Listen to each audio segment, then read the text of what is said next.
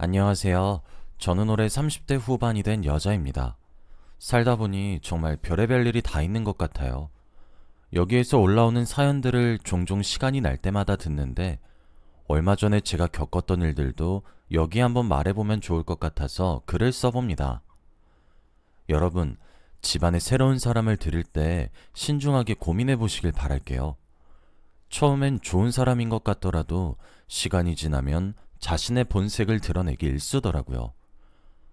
아직도 그때 뒤통수 맞은 거 생각하면 너무 억울하고 화가 나서 자다가도 벌떡 일어납니다. 다행히도 지금은 그 상황이 다 정리가 되었고 저는 행복하게 잘 지내고 있어요. 다들 오늘 저의 이야기를 들으시고 많은 도움이 되셨으면 좋겠습니다. 그럼 저의 이야기 시작하도록 할게요. 저는 남편과 5개월이라는 짧은 시간 연애를 해보고 결혼을 하기로 약속했습니다. 제 주위 사람들은 적어도 1년은 연애를 해보고 결혼해야 한다고 했지만 저와 남편은 너무 잘 맞았고 같이 있으면 시간 가는 줄도 몰라서 결혼을 하기로 했습니다. 저는 유명한 대기업에서 일을 하고 있었고 남편은 중소기업에서 일하고 있었어요. 그런데 저는 남편을 만나기 전까지만 해도 인생에서 돈을 많이 버는 게 우선이었던 사람이라 쉴 틈 없이 일만 주구장창했고 그 결과 또래에 비해 많은 월급을 받고 있었습니다. 그런데 남편은 애초부터 돈 걱정이 없고 늘 부모님의 그늘 아래에서 살다 보니 중소기업에서 낮은 급여를 받아도 별로 걱정이 없었어요. 사귀면서 알게 된 사실이 남편의 아버님께서 왕년에 돈을 꽤 모아놓으셨다고 하더라고요. 그리고 집안에 자식이 남편밖에 없으니까 부모님께서 지원을 많이 해주시는 것 같았습니다. 저는 그런 남편이 부러웠어요. 저는 부모님이 일찍 돌아가셨고 어릴 때부터 형편이 가난했기 때문에 부모님이 저에게 남겨주신 것이 아무것도 없었거든요. 그렇다 보니 어릴 적부터 제 꿈은 돈을 많이 버는 것이었습니다. 부모님이 안 계신다고 손가락질 받지 않기 위해서 악착같이 노력을 했고 저는 떳떳하게 혼자의 힘으로 대기업에 입사를 할 수 있었습니다. 어릴 적부터 남들보다 잘해야 된다는 강박이 머릿속에 박혀 있다 보니 저는 동기들보다 더 열심히 일을 했고 그 모습이 선배님들에게 좋은 이미지로 박혔는지 시간이 지날수록 제 능력을 인정해 주셨습니다. 그래서 저는 동기들 중에서 제일 먼저 승진을 하게 되었고 30대 초반에는 한 부서를 책임지는 과장이 되었어요. 저희 회사 최초의 최연소 과장이 저였습니다. 저는 이렇게 원하는 자리를 얻었고 남편과 결혼을 하려고 했어요. 아직도 시부모님께 처음으로 인사를 드리러 간 날이 생생하게 기억이 납니다. 그날 떨려서 전날에 잠에 한숨도 못 잤어요. 제가 부모님 없이 자라온 것을 마음에 들어 하지 않으실까봐 걱정이 되었거든요. 저는 남자친구와 정말 결혼이 하고 싶었고 이제는 혼자서 사는 게 아니라 저희 둘이서 안정적이고 행복한 가정을 꾸리고 싶었습니다. 그렇게 긴장되는 마음으로 저는 남자친구 부모님을 뵈었어요. 그런데 제가 식당 문을 열고 들어가니 남자친구 어머니께서 저에게 달려오셨고 냅다 제 손을 잡으며 말씀해 주셨어요. 아이고, 먼 길 오느라 고생 많았어요. 생긴 것도 너무 예쁘게 생겼네. 우리 아들 만나줘서 너무 고마워요. 남자친구 어머니의 인상은 너무 좋으셨고 저를 보자마자 웃으면서 반겨주시니 저도 덩달아 기분이 좋아졌습니다. 남자친구의 아버지는 예전에 교통사고를 당하셔서 두 다리를 쓰지 못하세요. 평생 휠체어를 타고 다니셔야 했고 옆에서 어머님께서 간호를 해주신다고 하더라고요. 시작부터 좋은 분위기의 식사 자리를 가졌고 네 명이서 오순도순 이야기를 나눴습니다. 그런데 어떤 타이밍에 제가 어렸을 적부터 혼자 지냈는지 밝혀야 할까 고민이 되었어요.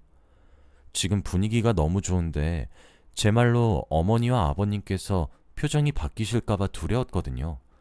그래서 눈치를 보고 있었는데 그때 갑자기 아버님께서 저에게 말씀하셨습니다. 그래, 아들한테 들어보니까 지금 대기업 과장하고 있다고 하던데 30대 초반이라는 어린 나이인데 이렇게 성공을 하고 하늘에 계시는 부모님께서 많이 자랑스러워 하실 게다. 그럼 혼자서 어쩜 이렇게 반듯하게 잘 자랐을까? 우리 집 며느리로 와줘서 너무 고마워. 그동안 열심히 달려온다고 너무 수고했어, 수정아. 장하다, 장해. 남자친구 부모님께서 저의 가정사에 대해서 아시는 줄 몰랐는데 아버님과 어머님의 말을 듣고 저는 굉장히 놀랐습니다. 알고 보니 남자친구가 미리 부모님께 말씀드렸다고 하더라고요. 그런데 저의 걱정과는 반대로 오히려 저를 위로해 주시고 보듬어 주셨습니다. 지금껏 살아오면서 아무도 저한테 수고했다고, 잘하고 있다고 말해준 적이 없는데 남자친구의 부모님께서 저를 위로해 주셨습니다. 그때 아주 큰 감동을 받았어요. 저도 모르게 눈물이 흘렀고 제가 갑자기 울먹이니까 거기에 있던 어머님, 아버님과 남편까지 우셨죠. 그렇게 저희는 자주 만나서 밥도 먹고 여행도 다니면서 많이 친해졌고 자연스럽게 결혼도 약속하는 사이가 되었습니다. 저는 결혼 전부터 남자친구네 부모님과 친하게 지내서 그런지 결혼 후에 시댁에 들어가서 같이 4명이서 살고 싶었어요. 저는 평생을 혼자서 지내왔다 보니까 집안이 시끄러울 정도로 도란도란한 게 로망이었고 제가 퇴근하고 집에 돌아왔을 때 저를 반겨주는 사람이 있으면 했거든요. 그래서 제가 먼저 자진해서 시댁살이를 하고 싶다고 했고 시부모님과 남편은 아주 좋아했죠. 그렇게 저는 원래 살던 집을 정리하고 시댁에 제 짐을 옮기고 살기 시작했습니다. 늘 혼자서 지내다가 한 집에서 4명이나 같이 살게 되니까 너무 행복했어요. 그리고 저를 늘 아껴주시는 시부모님과 남편이 제 옆에 있으니 든든했고요. 저와 남편은 금슬이 아주 좋았습니다. 주위에서 다들 부러워할 정도로 인고 부부였고 남편이 저를 사랑하는 것이 눈에 보이니까 저도 행복해졌죠. 늘 저 혼자 하는 거에 익숙해져 있던 저였지만 남편은 저를 챙겨주었고 저도 모르게 남편에게 많이 의지하고 있더라고요. 남편 옆에만 서면 아기처럼 행동하게 되었습니다. 저와 남편은 서로를 너무 많이 사랑했고 하루 종일 붙어 있어도 질리지 않았죠. 그런데 남편뿐만 아니라 시부모님도 저를 많이 챙겨주셨어요. 제가 사실 결혼을 해도 출산은 필수가 아니라고 생각해서 아이는 낳고 싶지 않았습니다. 육아를 하면 제가 좋아하는 일을 뒷전으로 해야 하니까 그게 너무 싫었거든요. 그래서 저는 시부모님께 저의 의견을 말했어요. 어머니, 아버지, 드릴 말씀이 있어요. 저는 지금 제가 하고 있는 일이 너무 좋아서 오랫동안 일하고 싶습니다. 손주를 보고 싶으시겠지만 저는 아이를 낳고 싶지 않아요. 육아를 하느라 일이 뒷전이 되고 싶지 않고 회사에서 하루빨리 승진도 하고 싶습니다. 이 말을 하기까지 얼마나 많이 떨렸는지 몰라요. 저는 시부모님께 한 소리 들을 각오를 하고 말을 꺼냈는데 시부모님은 제 예상과 전혀 다른 반응을 보이셨습니다. 아이고, 그걸 우리한테 왜 말하니? 아이는 너가 낳고 싶을 때 낳는 거지. 솔직히 우리가 손주 보고 싶긴 하지만 너 배 아파서 낳는 건데 우리가 강요하면 되니? 우리 수정이가 하고 싶은 대로 하는 게 우리도 좋아. 너무 부담 갖지 말고. 그래, 우리 그렇게 꽉 막힌 사람들 아니다. 수정이 네가 낳고 싶을 때 낳아라. 우리는 너가 우리 집에 온 것만으로도 충분히 만족해. 다른 집 부모님들은 아이를 낳으라고 강요를 하신다고 하는데 저희 시부모님은 며느리인 제 입장을 많이 생각해 주셨고 감동을 많이 받았습니다. 그날 이후로 저와 시댁의 사이는 더 좋아졌고 일을 하지 않으면 시부모님과 많은 시간을 보냈어요. 가끔씩 시부모님과 길을 걷다가 갓난아기를 마주치면 시어머니가 많이 좋아하시고 귀여워하시긴 하는 게 마음에 걸리긴 했지만 저한테 임신 이야기는 전혀 꺼내지 않으셨고 저를 여전히 잘 챙겨주셨기 때문에 임신에 대한 생각은 점점 줄어가고 있었어요. 저는 그만큼 시부모님께 용돈도 많이 드리고 있었습니다. 제가 육아를 안 하는 만큼 제 시간은 오로지 돈 버는 데에만 집중했어요. 결혼을 하고 신혼 때에도 거의 매일 출근을 했고 거의 일에 미쳐 있었습니다. 저와 남편은 둘 다 일하고 있었지만 남편은 중소기업에 오후 5시에 퇴근을 했고 저는 대기업 과장에다가 매일 밤 11시쯤에 퇴근을 하니 월급의 액수 자체가 달랐죠. 저는 시부모님께 많은 용돈을 주고 있었고 시부모님도 너무 좋아하셨습니다. 거기다가 남편 용돈에 생활비까지 다 제 월급으로 나가고 있었죠. 그렇다 보니 제가 자연스럽게 집안의 가장이 된 것 같았습니다. 남편의 월급은 남편이 다 쓰고 있었거든요.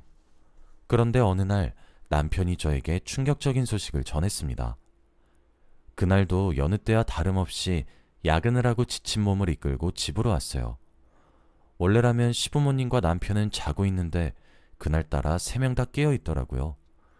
그런데 저에게 무슨 할 말이 있는 건지 저를 거실로 불렀고 몇 분간 뜸을 들이다가 남편이 입을 열었습니다.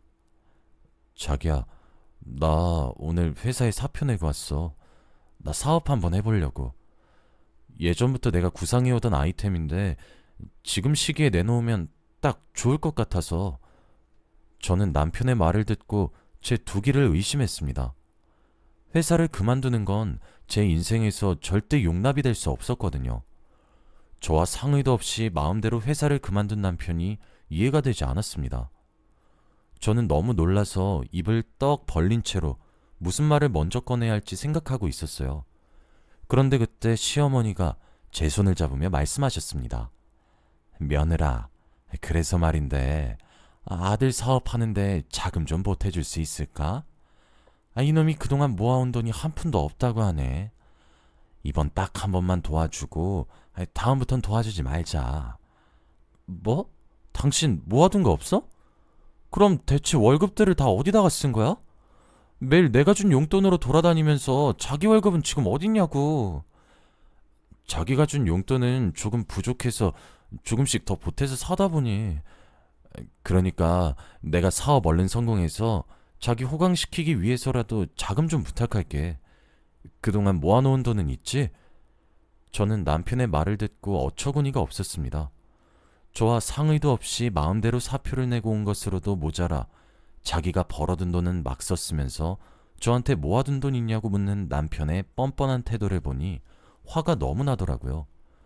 제가 모아둔 돈이 남편 사업 자금에 보태기 위해서 모은 게 아니니까요. 저는 화가 너무 많이 나서 아무 말도 하지 못하고 있었습니다. 그런데 남편과 시어머니와 시아버지까지 3명이서 다 저에게 매달리는데 제가 어떻게 해야 할지 모르겠더라고요. 남편은 이미 사직서를 낸 상태였고 앞으로 정말 잘한다고 했습니다. 시어머니와 시아버지도 저를 슬픈 눈을 하고 쳐다보는데 많이 흔들렸죠.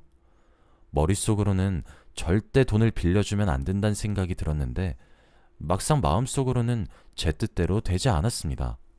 저는 결국 모아놓은 적금을 깨고 남편이 사업을 준비할 때 자금을 보태주기로 했어요. 제가 그 말을 하니 다들 제 손을 잡고 너무 고맙다고, 생명의 은인이라고 하셨죠. 자기야, 정말 고마워. 내가 꼭 사업 성공해서 우리 와이프 호강시켜줄게.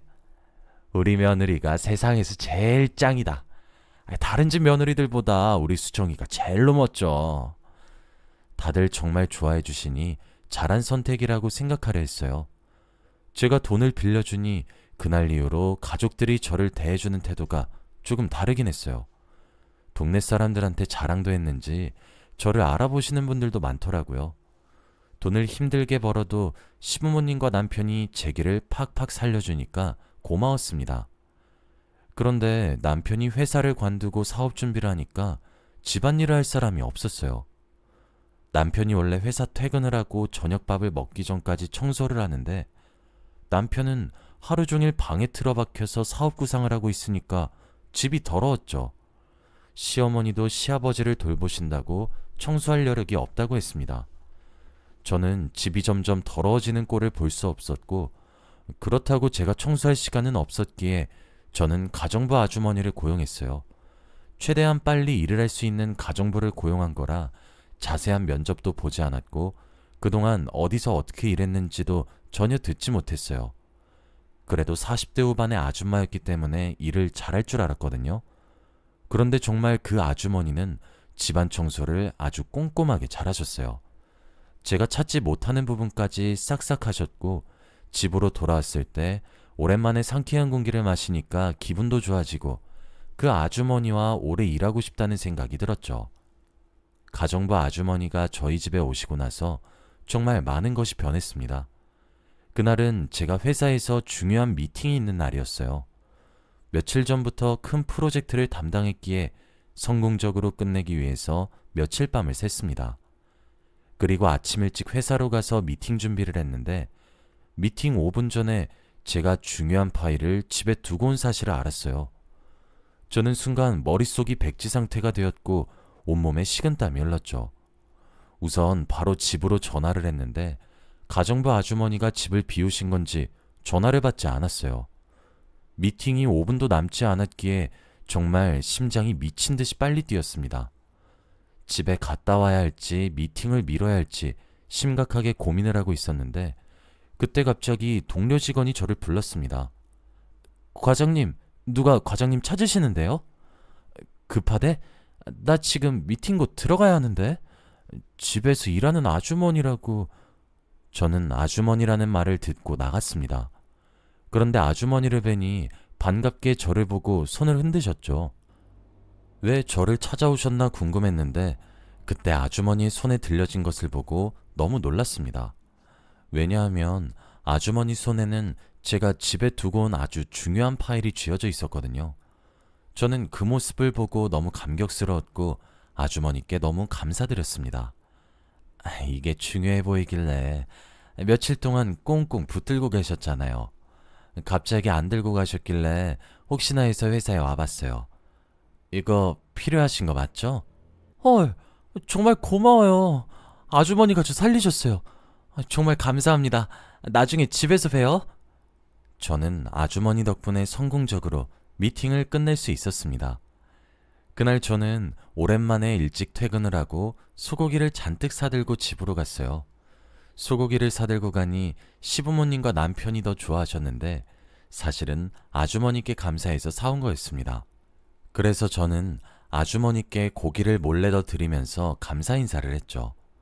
아주머니는 눈치도 빠르셔서 제가 원하는 건 언제든 다 한 발 빠르게 준비해 주셨습니다. 남편의 사업도 점점 잘 되는 느낌이었고 가족들도 다 행복해 보이니 저는 점점 집에도 빨리 귀가를 했어요. 야근하는 횟수도 줄이고 집에 일찍 가서 가족들과 좋은 시간을 보내는데 더 집중을 했죠. 그러던 어느 날이었습니다. 아주머니도 저희 집에서 일한 지 1년이 넘었기 때문에 가족들과 다 친하게 지내고 있었어요. 시어머니는 평생을 시아버지를 간병을 해오시다가 아주머니가 시아버지까지 간병하시니 이제 자신의 삶을 조금씩 즐기시는 것 같았죠. 그날은 시어머니가 친구분들과 해외여행을 가셨고 집에는 시아버지와 아주머니뿐이었어요. 남편은 투자자를 만난다며 늦게 온다고 했고 저는 가족들도 별로 없으니까 아주머니가 수고하지 않게 저녁은 배달을 시켜 먹으려고 했어요. 그래서 일찍 퇴근을 하고 집으로 갔습니다. 그런데 집 현관문을 여니 왠지 모르게 집안이 조용했습니다. 평소라면 아주머니가 주방에서 저녁 준비를 하고 계시는데 신발장에 아주머니 신발은 있었지만 아주머니가 안 보이더라고요. 그리고 저는 아버님이 집에 계시는지 확인을 하기 위해 안방 앞으로 갔습니다. 그런데 저는 안방 앞에서 여자 웃음소리를 듣고 말았어요. 그런데 그 목소리는 어디서 자주 들어본 목소리였습니다. 확실히 시어머니는 아니었어요. 회장님, 간지러워요. 이러다가 가족분들 오시면 어떡해요. 에이, 무슨 소리야. 며느리는 오늘도 집에 늦게 들어올 거고 집사람은 해외에 갔고 아들놈은 일하러 갔는데 누가 우릴 방해해. 저는 두 손이 덜덜 떨렸고 문을 조심스레 열었는데 제 눈앞에 펼쳐진 장면을 본 순간 입이 떡 벌어졌습니다. 왜냐하면 시아버지와 함께 있던 여자는 바로 가정부 아주머니였거든요. 시아버지가 휠체어 위에 앉아 계셨고 회장님의 다리 위에는 가정부 아주머니가 앉아 계셨습니다. 시아버지는 두 다리에 감각이 없으니까 아주머니가 올라가셔도 전혀 무겁지 않았겠죠. 시아버지와 아주머니는 한 휠체어에 같이 앉은 채로 시간을 보내고 있었습니다. 저는 그 장면을 보고 저절로 비명이 나왔어요. 들고 있던 가방도 땅바닥에 떨어뜨리니 시아버지와 아주머니는 놀란 표정으로 저를 쳐다봤습니다. 아주머니는 잽싸게 휠체어에서 내려와서 저에게 말씀하셨어요. 아니에요, 오해. 저희 그냥 친구 사이예요. 그래, 며느라. 네가 이 부분만 봐서 충분히 오해할 만하지만 우리는 그냥 심심해서 재밌게 논 것뿐이란다. 네? 지금 이게 친구 사이에서 가능한 짓이에요? 그럼 제가 시어머니한테 한번 물어볼게요. 시어머니도 그렇게 생각하시는지. 제발요, 안 돼요. 제발 사모님한테는 알리지 말아주세요. 제발. 저 여기서 오래 일하고 싶어요. 근데 왜 이런 짓을 저질러요? 시어머니 아시면 어떻게 될지 몰라서 그래요? 두 분 설마 시어머니 몰래 매번 이러고 계셨어요? 제 말에 두 사람은 두 눈을 피했고 저는 말이 나오지 않았습니다. 두 사람은 엄연히 불륜을 저지르고 있는 모습이었고 이 사태를 어떻게 해결해야 할지 고민이 되었죠. 바로 시어머니께 말씀드리려고 하니 아주머니께서 무릎까지 꿇으시면서 부탁하였고 시아버지 또한 다신 안 그러겠다고 말을 하셨어요. 그래서 저는 어쩔 수 없이 한 번만 넘어가기로 했습니다. 아주머니, 여긴 아주머니 직장이에요. 한 번만 더 이런 실수하시면 당장 잘라버릴 거예요. 저희는 아주머니 자르고 다른 아주머니 구하면 그만인데 아주머니는 일자리 잃으면 안 되잖아요? 길거리 나앉고 싶지 않으면 알아서 처신 관리 좀 잘하세요. 네, 죄송합니다. 다신 안 그럴게요. 저는 아주머니와 시아버지가 그렇고 그런 사이인 줄은 꿈에도 몰랐어요. 그래도 저의 따끔한 말에 두 사람이 다시는 그런 짓을 벌이지 않을 거라고 생각했습니다. 그런데 그건 저의 착각이었어요. 여행에 돌아온 어머니의 얼굴을 뵈니 사실대로 말하지 않은 게 많이 죄송스럽더라고요. 그래도 다시는 두 사람이 그런 짓을 하지 않는다고 했으니 죄책감을 덜어내려 했습니다. 그런데 몇 주 집안이 발칵 뒤집혀진 사건이 일어나고 말았어요. 그날도 저는 퇴근을 하고 집에 왔는데 집안이 난장판이었습니다. 도둑이라도 든 것 마냥 온갖 가구들이 다 부서지거나 널브러져 있었고 서랍 속에 있는 것도 다 밖으로 빠져나와 있었죠. 그런데 그곳에는 시어머니가 쭈그려 앉은 채로 엉엉 울고 계셨습니다. 저는 너무 놀라 시어머니께 달려가서 어떻게 된 일이냐고 물었죠. 시어머니의 입에서 나온 말들은 굉장히 충격적이었습니다. 며느라, 어떡하니? 내가 아까 뭘 본 줄 아니? 어떻게 우리 집 가정부랑... 시어머니의 말을 듣고 뒤통수를 한 대 맞은 기분이 들었습니다. 시어머니는 결국 시아버지와 아주머니의 불륜 현장을 직접 목격한 것이었어요. 두 사람은 안방이 아니라 집 창고에서 불륜을 저지르다가 시어머니께 그 현장을 딱 들킨 겁니다. 시어머니는 당장 집에서 나가라며 두 사람한테 창고에 있는 온갖 물건을 다 던졌고 결국 아주머니가 휠체어를 끌고 집에서 나갔다고 해요. 그래도 분이 안 풀린 시어머니는 집안에 있는 물건을 다 던졌던 겁니다. 시아버지와 아주머니의 관계가 다 끝난 줄 알았는데 그분들은 다시 만나고 있었던 거죠. 제가 진작에 믿었으면 안 됐던 건데 마음이 너무 약했습니다. 저는 시어머니를 꼭 껴안아드리고 집안을 정리하며 생각 정리를 했어요. 시어머니는 저한테 말씀하셨습니다. 며느라, 당장 그 여자 내쫓자. 어떻게 상간녀를 한 집에 들여놓니? 내가 어떻게든 복수할 거니까 집에서 내쫓자. 저는 시어머니의 말에 동감을 했어요. 일을 정말 잘하시긴 했지만 사생활이 너무 문란했기 때문에 도저히 참을 수가 없었거든요. 저는 다시는 아주머니를 뵙고 싶지 않아서 문자로 잘렸다며 다시는 저희 가족 앞에 나타나지 말라고 보냈어요. 아주머니는 정말 미안하다며 다시 한 번 더 저한테 문자로 사과했지만 두 번은 속고 싶지 않았어요. 저는 매정하게 답변도 하지 않았고 전화번호도 다 차단했습니다. 그리고 저는 빠르게 다른 가정부를 고용했어요. 하나부터 열까지 다 알려주고 처음에는 쉬운 일부터 시켰습니다. 그런데 역시나 전에 하시던 분과 전혀 달랐어요. 새로 고용한 가정부는 설거지를 하다가 무조건 접시 한 개는 꼭 깨트리고 직접 차리신 밥도 너무 맛이 없었어요. 시아버지는 밥을 드시다가 처음으로 밥을 다 안 드시고 수저를 내려놓았습니다. 음식 꼬라지가 이게 뭔가? 제발 음식 공부 좀 하고 차려. 식비 아까워 죽겠네.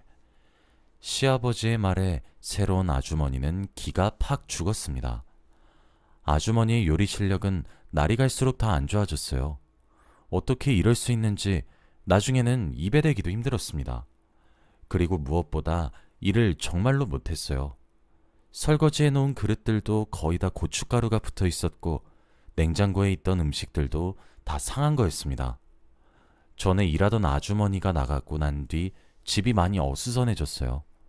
시아버지는 도저히 집안이 이렇게 돌아가는 걸 보지 못하겠는지 저희한테 말도 없이 일하시던 전에 일하던 아줌마를 다시 불렀어요.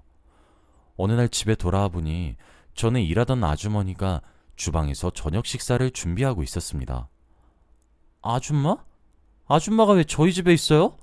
당장 나가요. 원래 일하던 아주머니 어디 있어요? 지금 여기가 어디라고 해요? 내가 다시 불렀다. 며느라, 너도 알지 않니? 집안일은 이 여자가 제일 잘하는 거. 그리고 어른한테 말버릇이 그게 뭐야? 너 앞으로 이 여자한테 말 함부로 하면 가만 안 둔다. 시아버지는 아예 대놓고 가정부 아주머니의 편을 들어주셨습니다. 아버님 정신 차리세요. 시어머니가 집에 떡하니 계신데 이 아줌마랑 불륜을 저지르시겠다고요? 저는 절대 그 꼴 못 봐요. 당장 내쫓을 거라고요. 이게 드디어 미쳤나? 네가 지금 뭐라고 나한테 이래라 저래라야. 이 집 주인은 나니까 내 맘대로 해도 돼. 좀 그렇게 우리 집에서 살기 싫으면 네가 나가면 되잖아. 시아버지는 한 번도 저한테 언성을 높이신 적이 없는데 이렇게까지 화를 내시니까 너무 당황스러웠습니다. 가정부 아주머니는 피해자인 척 시아버지 옆에 꼭 붙어서 눈물을 훌쩍이고 있었는데 그 여자의 속셈을 다 알고 나니까 더 화가 나더라고요. 그 여자와 시아버지는 시어머니가 보고 있는데도 불구하고 대놓고 불륜을 저지르셨습니다.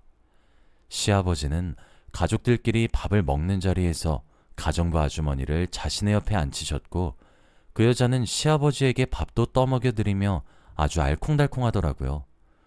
그 꼴을 저와 시어머니가 보고 있는데 화가 미친 듯이 났습니다. 그런데 더 화가 났던 건 가정부 아주머니의 태도였어요. 시아버지와 불륜을 당당히 저지르고 있을 때 아주머니는 마치 시아버지의 아내 행세를 했습니다. 이대로 가다가는 안방까지 차지할 정도로 말이죠. 저는 시어머니와 아주머니의 두 사람 간의 여자들 싸움을 지켜보고 있었습니다. 제가 그 당시에 일을 하느라 너무 바쁘기도 했고 제 남편과 불륜을 저지르는 것이 아니니까 한 발짝 물러서고 있었죠. 그런데 제가 너무 오만했던 걸까요? 제 남편은 일에 미쳐서 절대 집안 사정에 관심이 없을 줄 알았는데 그게 아니었습니다. 그 당시 저도 중요한 프로젝트를 하고 있어서 집에 매일 늦게 퇴근하고 남편과 대화도 많이 하지 못했어요. 남편과 요즘 많이 사이가 멀어진 것 같기도 하고 집안 분위기가 어수선해서 남편과 오랜만에 자기 전에 좋은 시간을 보내려고 했습니다. 그래서 일이 잔뜩 밀려 있음에도 불구하고 집에 평소보다 일찍 퇴근을 해서 남편을 기다리려고 했어요. 집안 현관문 비밀번호를 누르고 들어갔는데 거실에서 인기척이 느껴졌습니다. 거실로 가보니 소파 위에 가정부 아주머니가 앉아 있더라고요. 저는 아무 생각 없이 방으로 들어가려고 하는데 그때 소파 밑에 무언가 나와 있었습니다. 너무 놀라서 소파 밑을 자세히 보았는데 발이 두 개가 나와 있더라고요. 저는 제가 헛것을 본 줄 알고 비명을 질렀어요. 이거 뭐예요? 왜 소파 밑에 팔이? 저 지금 귀신 보는 거예요? 소파에 앉아있던 가정부 아주머니는 제가 헛것을 보는 거라며 했지만 그 발을 만져보니 만져졌습니다. 그리고 소파 밑에 있던 사람의 정체는 너무 충격적이었습니다. 바로 절대 그럴 일 없을 거라고 굳게 믿었던 제 남편이었거든요. 남편은 거실에서 가정부 아주머니와 불륜을 저지르고 있던 거였습니다. 제가 현관문 비밀번호를 누르고 들어오니 급하게 소파 밑으로 숨은 거였어요. 남편은 제 눈을 제대로 마주치지 못했고 양손에 자신의 옷을 든 채 멀뚱멀뚱 서 있었죠. 믿었던 남편이 가정부 아주머니와 그 짓거리를 했다고 생각하니까 화가 미친 듯이 나는 것으로 모자라 충격이 너무 커서 머리가 새하얘지더라고요. 눈에서 저도 모르게 눈물이 흘렀는데 남편은 미안하다는 사과 한마디도 하지 않았어요. 가정부 아주머니도 저한테 사과 한마디 하지 않고 제 울음소리가 거슬리는지 귀를 마구 파며 소파에 다리를 꼰 채로 앉아 있었죠. 그리고 그때 마침 밖에 나갔다 오신 시어머니가 집에 들어오셨고 이 광경을 보았습니다. 저는 울고 있고 남편은 옷을 벗고 있는 채로 죄인처럼 서 있고 가정부 아주머니는 소파에 앉아 다리를 꼬고 있으니 시어머니는 물어보지 않아도 대충 어떤 상황인지 다 짐작을 하셨죠. 시어머니는 저보다 더 화가 나셨는지 들고 계시던 가방을 냅다 집어 던지시고 가정부 아주머니한테로 달려가 멱살을 잡고 끌어올리신 다음 냅다 뺨을 내리쳤습니다. 요즘 따라 아주머니가 이 집의 주인이라도 된 듯 너무 뻔뻔하게 행동하셨는데 시어머니는 그 모습을 보다 못해 뺨을 내리친 것이죠. 아주머니도 자신이 뺨을 맞을 줄 몰랐는지 놀랬고 내 남편으로도 모자라 내 아들까지 탐내? 어디서 이런 해픈 계집애가 우리 집에 기어들어온 거야? 아주 남자에 미쳐도 적당히 미쳐야지. 너 당장 우리 집에서 꺼져. 너 같은 계집애 하나 때문에 집안 꼴이 아주 엉망이 됐다고. 시어머니가 이 정도 말을 하면 항상 가정부 아주머니도 적반하장으로 큰 소리를 치는데 갑자기 아주머니는 고개를 떨구고 눈물을 흘리며 사과를 하기 시작했습니다. 사모님, 제가 뭘 했다고 그러세요? 전 정말 억울해요. 전 그냥 소파에 앉아있기만 했는데 그게 그렇게 잘못된 건가요? 전 아무것도 안 했어요. 믿어주세요, 사모님. 갑자기 왜 이렇게 불쌍한 척 연기를 하는 건지 이해가 되지 않았습니다. 그새 남편은 자기 방으로 도망쳤어요. 거실에는 저와 시어머니 그리고 가정부 아주머니밖에 없었습니다. 뭐야? 참나, 이제야 네 주제를 알겠냐?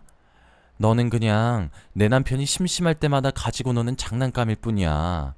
그거에 혹해서 내 남편이 너를 사랑한다고 착각하지 말라고.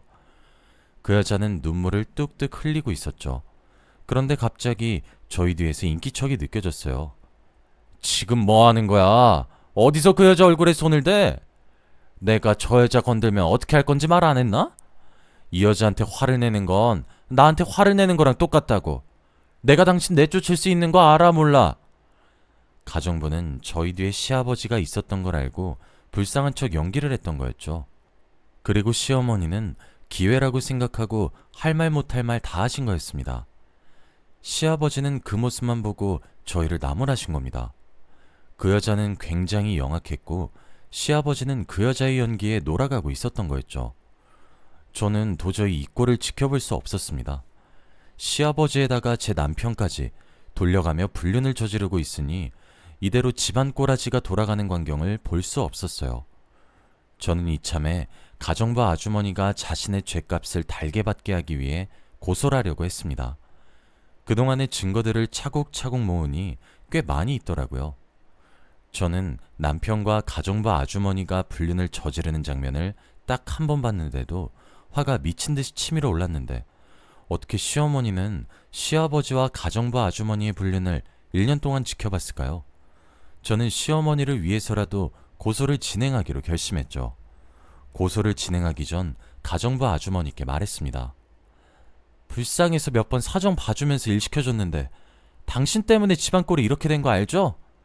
내일 당장 법원 가서 고소 진행할 거니까 알아둬요. 과연 그때도 시아버지가 아줌마 편을 드는지 한번 봐보자고요. 제가 고소라는 말을 하니 아주머니의 눈빛이 변했습니다. 불쌍한 눈빛을 하며 제 앞에 갑자기 무릎을 꿇더니 두 손을 싹싹 빌더라고요. 네? 고소요? 제발요, 제발. 하라는 거 다 할 테니까 제발 고소는 안 돼요. 제가 잠시 미쳤었나 봅니다. 사실은 저한테 아픈 아들이 한 명 있는데 병원비를 벌어야 해요. 제발 다시는 회장님 옆에 얼씬도 하지 않을게요. 이 일도 그만두겠습니다. 그러니까 제발 고소하지 말아주세요. 네? 한 번도 아주머니의 사생활을 들어본 적이 없는데 아픈 아들이 있다는 말이 마음에 조금 걸렸어요. 그리고 그렇게 뻔뻔하고 뭐든지 자존감을 세우던 아주머니가 고소라는 말 한마디에 이렇게 기가 죽으니 이제는 정신을 차렸다고 생각했어요. 어차피 일을 그만두고 시아버지 옆에 얼씬도 하지 않는다고 했으니 정말 마지막으로 한번 봐주려고 했습니다. 그래서 다음날 바로 가정부 아주머니는 스스로 짐을 싸서 저희 집에서 나가셨어요. 나가는 동안에도 고소 안 해줘서 너무 고맙다는 말을 하시더라고요.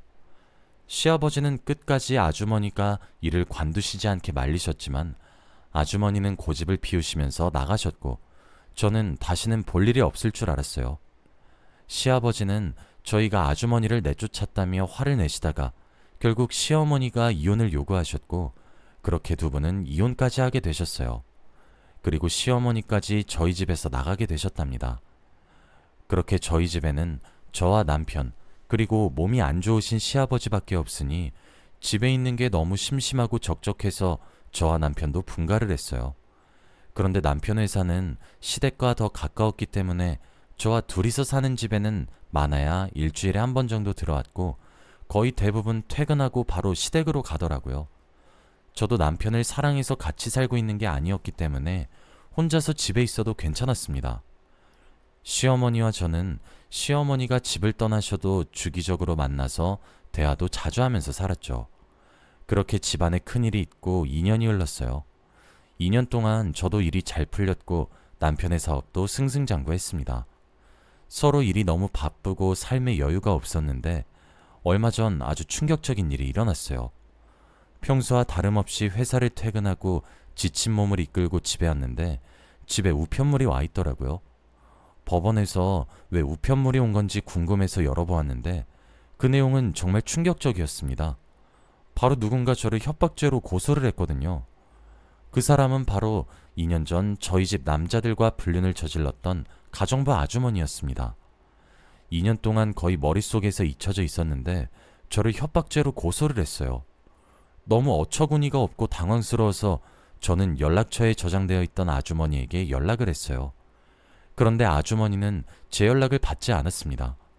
그리고 저는 급하게 변호사를 선임하고 법원에 자주 가며 대체 가정부 아주머니가 무엇으로 저를 고소했는지 알아보았죠. 그런데 제가 잠시 잊고 있었습니다. 그 여자는 제가 상상하는 것보다 훨씬 더 영악했다는 것을요. 그 여자는 저희 집에서 저희 가족들과 했던 모든 내용들을 다 녹음해 놨었습니다. 제가 그 여자한테 한 번만 더 이런 짓을 하면 해고시켜버린다는 그런 말들도 다 녹음이 되어 있었으니 저한테 불리할 수밖에 없었죠. 거기다가 자신이 저와 시어머니한테 한 말들을 다 잘라놓아서 녹음본에는 들어있지 않았습니다. 오랜만에 봤던 그 아주머니는 여전히 불쌍한 척 연기를 하고 있었죠. 저 여자가 저를 쫓아낸다고 집에 아픈 아들도 있고 다신 안 그러겠다고 했는데도 자기 시어머니랑 같이 제 뺨을 때리고 괴롭혔어요. 대한민국은 돈 많은 게 권력이니까 제가 돈이 필요한 것을 알고 저를 협박했어요. 그 집에 있던 모든 시간이 다 지옥이었습니다. 앞뒤 다 자르고 그 말만 하니 제가 당연히 가해자처럼 보였어요. 모든 대화 내용을 몰래 녹음하고 있었다고 하니까 소름이 끼쳤습니다. 변호사도 이렇게 고소를 하겠다고 작정을 하는 경우면 거의 승소하기는 힘들단 말을 하셨어요. 이 여자한테 그 큰 합의금을 줘야 하는 것도 너무 아까웠습니다. 그리고 소송을 진행할수록 알게 된 사실이 하나 있었어요. 바로 그 여자는 이런 짓을 상습적으로 하고 다닌 사람이었습니다. 저는 그 여자에 대해 조사를 해보다가 저희 집에서 일을 하기 전 일했던 집안 사람을 만나보았어요. 그 집도 집안에 여유가 있는 집이었거든요. 너무 감사하게도 만나주셔서 아주머니가 그 집에서 일을 했을 때는 어땠는지 여쭤보았습니다. 그런데 정말 충격적이게도 아주머니는 그 집에서도 남자들을 다 후리고 다녔다고 하더라고요. 집안에 있는 모든 남자들과 불륜을 저지르는 것으로 모자라 대화 내용을 모두 녹음해놔서 일을 그만두고 2년 뒤에 고소장을 보냈다고 말이죠. 제가 지금 겪고 있는 상황이랑 아주 똑같았습니다. 그때도 증거가 너무 명확해서 어쩔 수 없이 합의금을 주었다고 하더라고요. 아주머니는 합의금으로 먹고 살다가 돈이 떨어질 때쯤 돈 많은 집에 가정부로 취직을 해서 남자들을 꼬시고 다니는 사람이었습니다. 제가 조금만 더 알아보고 그 여자를 집에 들였어야 했는데 너무 후회스러웠죠. 너무 바쁘다는 이유로 대충 알아보고 저희 집에 들였습니다. 다 제 탓인 거죠. 아무튼 저는 이참에 그 여자의 콧대를 꺾어서 버릇을 고쳐놔야겠다는 생각을 했어요. 저는 절대 지지 않기 위해서 최대한 열심히 소송해서 이기려고 노력했습니다. 법원에 소송이 있는 날이면 무조건 변호사님과 함께 갔고 그 여자의 얼굴을 당당히 쳐다봤죠. 그 여자는 변호사를 소송할 돈도 없으니 증거 하나만 믿고 진행하더군요. 그 여자는 소송 중에 판사 앞에서는 오만 불쌍한 척을 다하다가 저와 단둘이 있는 자리에서는 저를 비웃고 기만하기 시작했죠. 법원에서 큰 싸움을 일으키면 저만 손해일 것 같아서 아무 말도 하지 않고 참았습니다. 그런데 어느 날이었어요. 그날도 긴 소송을 하기 위해 법원에 들어갔습니다. 그런데 그 여자는 휠체어를 끌고 들어왔고 그 휠체어에는 시아버지가 앉아 계셨습니다. 정말 오랜만에 보는 시아버지였어요. 시댁에 나와 분가를 시작한 후 시아버지와 많이 멀어져서 1년에 3번도 안 봤거든요. 그런데 어떻게 두 사람이 같이 온 건지 이해가 되지 않았습니다. 그리고 더 놀라운 사실은 따로 있었어요. 그 여자의 등에는 한 아이가 엎여 있었습니다. 나이도 많은 아주머니에게 왜 엎여 있는지 이해가 되지 않았죠. 저는 당황스러운 표정으로 그 광경을 바로 앞에서 지켜보고 있었는데 그때 갑자기 등 뒤에 있던 아이가 아주머니한테 말을 했어요. 엄마, 나 내려줘. 아빠한테 갈래. 그 아이는 자기보다 훨씬 나이가 많은 아주머니한테 엄마라고 했습니다. 생긴 것만 보면 거의 할머니라고 해야 할 것 같은데 말이죠. 그런데 아주머니는 아이의 말을 듣고 대답했습니다. 아이고, 우리 민수, 아빠한테 가고 싶어요? 자, 아빠한테 가자. 이 말을 하며 등에 엎여있던 남자아이를 휠체어에 앉아 계시던 시아버지한테 넘겼죠. 그 광경은 정말 충격적이었습니다. 시아버지가 바로 그 아이의 아버지였어요. 어떻게 이런 일이 있을 수 있나요? 그런데 더 충격적인 건 따로 있었습니다. 시아버지를 그동안 자주 못 뵈서 그런지 몸이 이렇게 나빠지신 줄 몰랐어요. 자신의 아들을 안는데 손이 계속 허공을 향하더라고요. 자세히 들어보니 시아버지는 눈이 잘 안 보인다고 하십니다. 그래서 아이가 어떻게 생긴지도 모른다고 했죠. 제가 그동안 시댁에 안 갔던 동안 많은 일이 있었고 나중에 알게 된 사실인데 아주머니가 저희 집에서 나가자마자 시아버지의 아이를 임신한 사실을 알게 되었고 시아버지와 두 사람은 연락을 주고받으며 아이를 낳았다고 해요. 정말 이런 짓을 벌이고 있을 줄은 꿈에도 몰랐습니다. 뒤통수를 한 대 맞은 기분이 들었어요. 두 사람은 혼인신고까지 한 부부였습니다. 아주머니는 나이가 많았음에도 불구하고 아이를 출생했던 거죠. 시아버지는 늦둥이가 생긴 겁니다. 그런데 저는 왠지 모르게 쎄했어요.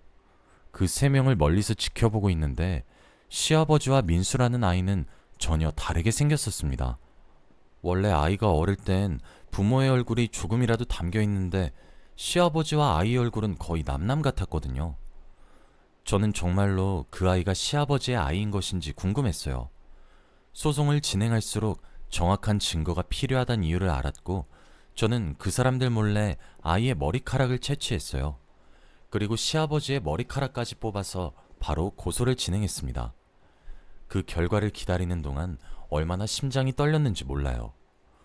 혹시라도 일치하지 않는다고 뜨면 시아버지는 바로 그 여자와 아이를 내쫓을 게 뻔했으니까요. 저는 기다리는 일주일 동안 손이 덜덜 떨렸습니다. 그리고 결과가 나온 날 바로 확인했어요.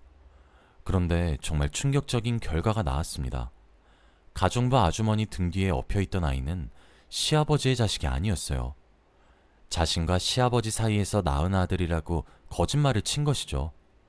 이 사실을 알고 나니까 그 여자가 얼마나 나쁜 사람이었는지 다시 한번 알게 되었어요. 그리고 저는 모든 사실을 다 시아버지께 말씀드렸습니다.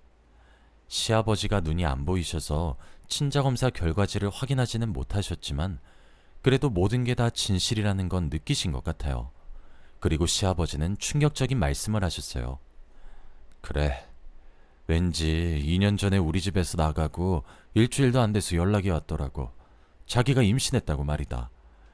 그런데 헤어지기 직전에도 자주 만나지 않았는데 어떻게 아이가 생기냐고 물어봤는데 당연히 내 아이가 맞다고 거짓말을 치더라고.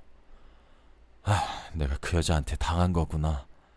시아버지는 그 여자의 거짓말에 완전히 속으셨습니다. 시아버지는 과거 일을 굉장히 후회하셨어요. 나한텐 절대 그럴 일이 없을 줄 알았는데 내가 정말로 꽃뱀한테 걸려서 인생을 망친 놈이었구나. 아이고, 내 팔자를 내 갖고 왔네. 그리고 저는 오랜만에 시댁으로 가보았어요. 그런데 저는 시댁의 집안을 보고 입이 떡 벌어졌습니다. 시아버지는 두 눈이 보이시지 않으니 집안 상황을 모르시는 것 같았어요. 집안은 청소 한번 하지 않은 것처럼 난장판에 먼지가 잔뜩 쌓여 있었고 설거지도 하지 않은 건지 벌레가 잔뜩 꼬여 있었습니다.